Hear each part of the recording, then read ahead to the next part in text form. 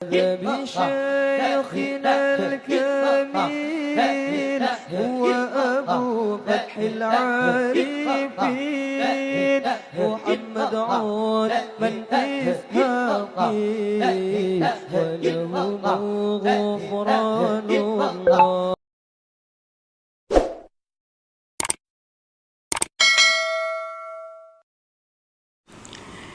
Bismillahirrahmanirrahim. Apabila Allah melepaskan lisan, menuturkan lisan kita dengan doa, maka ketahuilah bahwa itu Allah menghendaki memberikan kepada engkau apa yang diminta itu. Al-murid qad yulazimu samta liktifaihi bi'ilmillahi subhanah. Seorang murid, seorang yang hendak mendapatkan ma'rifat kepada Allah, terkadang dia itu melazimi akan diam,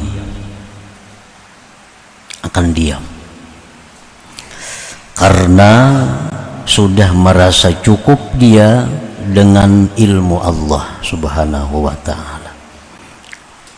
Terkadang seseorang itu, seorang murid tadi, dia berdiam apapun keadaan yang dihadapinya, apapun kesengsaraan yang dialaminya, diam karena dia sudah cukup dengan pengetahuan Allah. Kada perlu lagi minta kepada Allah karena Allah sudah tahu. Jadi kadang-kadang seorang murid itu dalam keadaan demikian, apapun yang menimpanya, dia hanya diam karena sudah merasa cukup, Allah sudah tahu dengannya. Seperti yang dikatakan oleh Al-Habib Abdullah Al-Haddad, qad kafani ilmu rabbi min su'ali wa ikhtiyari. Qad kafani ilmu rabbi min su'ali wa ikhtiyari. Jasidin cukup akan daku oleh ilmu Tuhanku daripada permintaanku dan usahaku. Ada perlu lagi minta. Tuhan tahu aja sudah yang kau perlukan ini apa. Kada perlu lagi berdoa karena Tuhan tahu aja apa yang aku butuhkan. Nah, seorang murid itu kadang-kadang dia ada mengalami keadaan demikian, sehingga apapun yang menimpa dia hanya berdiam, kada minta apa-apa kepada Allah karena dia yakin Allah tahu keadaannya.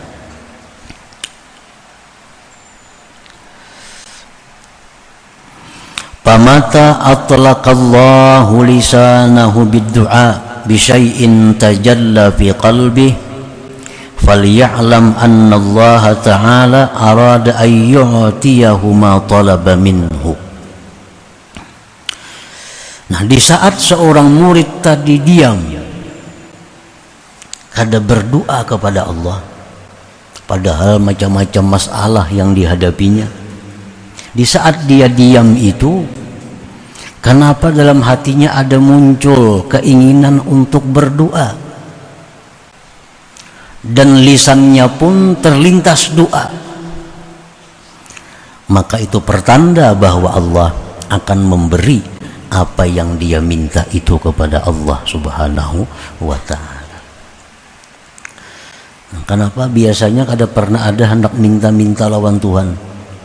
Karena sudah merasa cukup, Tuhan tahu aja keadaan. Itu sudah dijalani demikian. Kenapa hari itu dalam hatinya ada keinginan hendak berdoa, lisannya pun terlintas mengucapkan permintaan.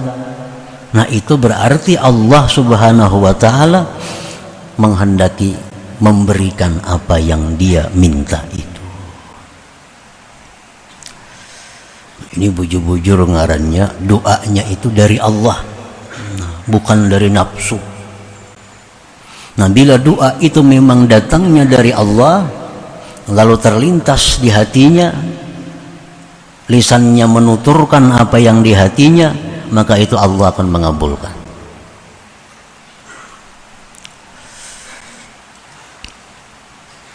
Qala an-nabiy sallallahu alaihi wasallam, man u'tiya ad-du'a lam yuhramil ijabah. Barang siapa yang diberikan doa, maka dia tidak dicegah, akan diperkenankan. Artinya kalau kita berdoa itu memang datangnya dari Tuhan, terlintas dalam ucapan kita apa yang kita butuhkan, maka itu akan diijabah oleh Allah, akan dikabulkan oleh Allah. Wa qala an-nabiy sallallahu alaihi wasallam, man udhina lahu bid-du'a faqad putihat lahu abwabur rahmah. Barang siapa yang diizinkan baginya pada berdoa, maka sungguh dibukakan baginya pintu-pintu rahmat Allah subhanahu wa ta'ala. Nah, para muhibbin rahimakumullah, jadi kenapa doa kita itu biasanya kada diijabah oleh Allah, doa-doa kita itu kada dikabul oleh Allah? Karena salah satu penyebabnya, doa itu timbul dari nafsu kita, dari nafsu, bukan dari Allah. Andai kata doa itu memang datangnya dari lubuk hati yang paling dalam dan itu dari Allah, lalu lisan kita mengucapkannya, maka Allah akan mengabulkan doa itu. Jadi orang-orang salihin, orang-orang arifin, sebelum mereka berdoa kepada Allah, mereka terlebih dahulu mengetahui dari mana datangnya geritik hati untuk doa ini. Keadaan susah, keadaan sulit, keadaan dalam masalah, dalam hati keinginan timbul lawan Tuhan nak berdoa. Nah, mereka kadang akan langsung berdoa sebelum tahu bujur bahwa datangnya geritik hati untuk berdoa ini adalah dari Allah subhanahu wa ta'ala. Karena bila demikian, doa itu kada sia-sia, doa itu akan diijabah oleh Allah. Para muhibbin rahimakumullah, wa ma su'ilallah syai'an ahabba ilaihi minal afwi wal afiyah. Rasulullah tadi menyatakan bahwa tidak diminta Allah sesuatu yang paling disukai Allah daripada kemaafan dan afiat. Misal dalam hati kita ada timbul satu geritik yang kita yakini ini dari Allah, menyuruh berdoa, tapi kita kada tahu doanya doa apa. Nah, cuma di dalam hati ada timbul satu geritik hati yang kita yakini itu dari Allah, lalu kita hendak berdoa, apa yang kita minta? Nah, Rasulullah menyatakan permintaan yang paling disukai Allah itu adalah al-afwa wal afiyah. Nah, kemaafan yang kita minta dan keafiatan. Para muhibbin rahimakumullah, afiat itu apa artinya? Semoga sihat wal afiat, ya biasa kan kita. Nah, para ulama menjelaskan afiat itu artinya assalamatu minal makruh dunia wa ukhra. Itu arti afiat, selamat dari hal-hal yang tidak kita inginkan dunia akhirat. Yang paling mantap sudah tuh, ringkas. Afiyah artinya apa? Selamat dari perkara-perkara yang kita benci, baik di dunia atau akhirat. Nah, jadi kalau kita ada kesempatan sempit berdoa, ini mau panjang kali cukup waktu, atau kalau panjang kali cukup tempat. Ratan mengucap aswad kah misalnya, berdoa panjang ditarik kurang. Nah, apa yang kita minta? Afiyah, afiyah, selamat dari hal-hal yang tidak diinginkan dunia akhirat. Nah, apalagi selamat dari hal-hal yang tidak diinginkan dunia dan akhirat. Nah, jadi dalam hati kita bila mana timbul satu kehendak yang kita yakini itu dari Allah, menyuruh berdoa, doanya apa kada bisa. Nah, minta lawan Tuhan al-afwa kemaafan, wal afiyah, dan afiat. Jadi bukan hanya sekedar sihat, lebih dari sihat afiat ini. Kalau sihat itu biasanya jasmani, sihat. Tapi kalau afiat mencakup segala hal. Para muhibbin rahimakumullah, Sayyidina Abbas, paman Rasulullah SAW, pernah datang kepada Rasulullah minta ajari doa. Wahai Rasulullah, minta ajari doa apa yang bagus kepada Allah. Jar Nabi menjawab, ya Abbas, wahai Abbas, ya amma Rasulillah, wahai paman Rasulullah, salul afiyah di dunia wal akhirah, minta afiat dunia akhirat. Satu kalimat yang sangat komplit, afiah.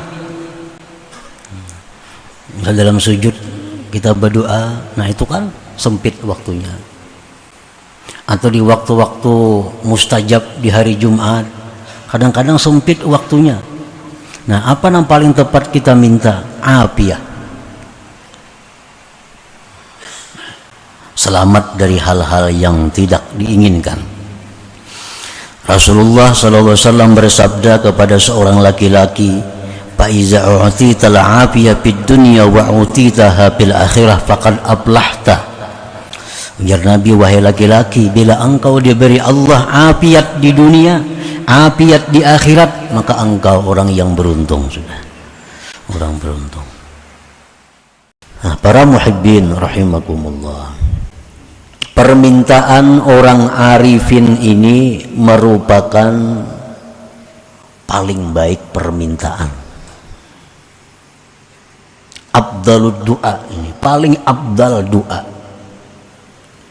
Paling abdal dari sekalian doa itu doanya orang yang arif ini. Permintaannya orang yang arif ini. Dia minta kepada Allah agar benar-benar bisa menjadi hamba Allah yang sejati. Yang kedua, permintaannya bisa melaksanakan hak-hak Allah yang ada pada dirinya. Nah, itu paling baik permintaan.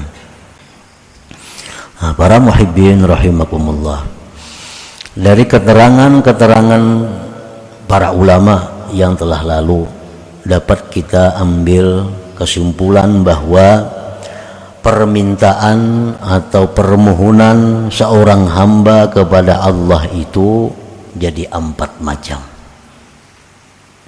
Ada yang sangat jelek, ada yang jelek, ada yang baik, ada yang sangat baik. Doa yang kita mohonkan kepada Allah, ada yang sangat buruk, ada yang buruk, ada yang baik, ada yang sangat baik. Permohonan kepada Allah yang sangat jelek itu adalah memohon minta kepada Allah sesuatu yang dilarang oleh Allah. Nah, ini permohonan yang sangat hina, permohonan yang sangat jelek. Kita minta kepada Allah sesuatu yang dilarang oleh Allah. Nah, ini permohonan yang sangat jelek. Contohnya, kita minta kepada Allah perkara-perkara maksiat. Nah, lebih jelas lagi contohnya, kita umpamanya menghendaki, ini laki-laki menghendaki bini orang belaki yang dikehendaki ini, lalu minta lawan Tuhan, ya Allah, nah, sarakakan laki bini itu ulun hendak mengawini bininya. Nah, ini contoh permintaan yang sangat jelek. Kenapa? Karena minta lawan Tuhan orang nang rumah tangga bagus supaya diruntuhkan, inya hendak mengawini bininya. Nah, ini permintaan yang sangat buruk kepada Allah.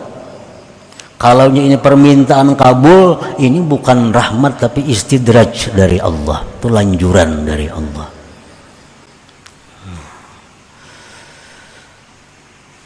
Allah melarang kita merusak orang suami istri, itu kan? Ini berdoa lawan Tuhan, minta rusak, minta hancurkan, meminta sesuatu yang dilarang oleh Allah.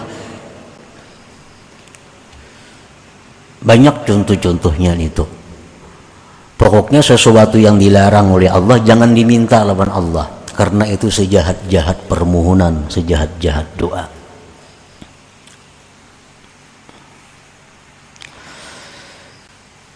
Seperti mendoakan orang kafir agar dapat rahmat. Nah, itu sejahat-jahat doa. Orang kafir itu kalau dapat rahmat, sudah dijelaskan oleh Allah, orang kafir itu dapat laknat. Nah, kita mendoakan inya. Allah sudah menjelaskan orang kafir itu kada selamat, ini doakan selamat. Itu sejahat-jahat doa. Karena berdoa meminta lawan nang dilarang oleh Allah. Yang kedua, permohonan yang jelek. Nah, permohonan yang jelek ini tak inting sedikit pelenang tadi. Permohonan yang jelek ini meminta kepada Allah sesuatu yang tidak disuruh Allah memintanya.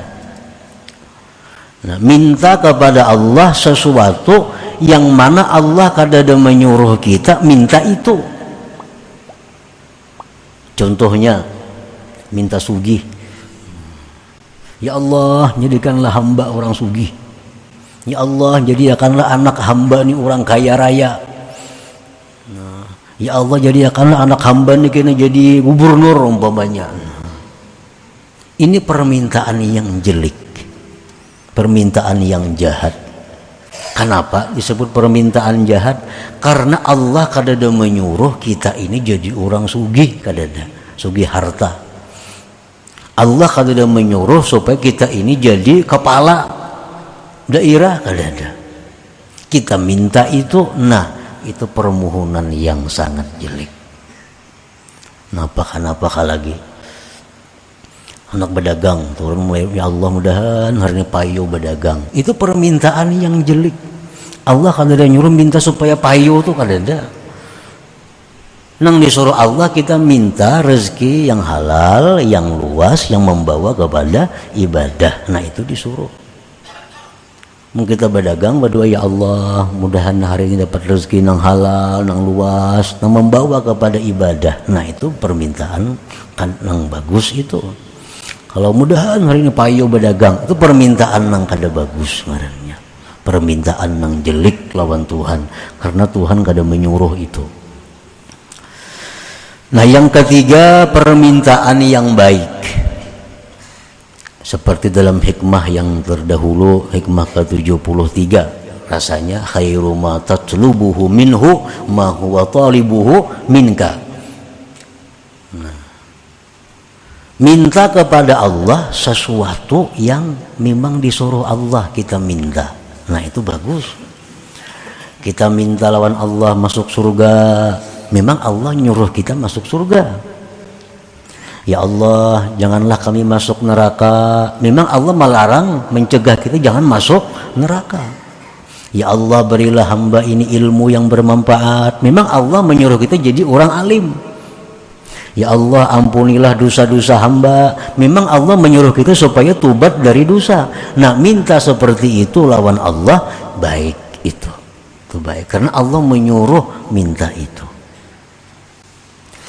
Nah permintaan yang keempat yang sangat baik, yang paling baik, permintaan orang-orang arifin tadi.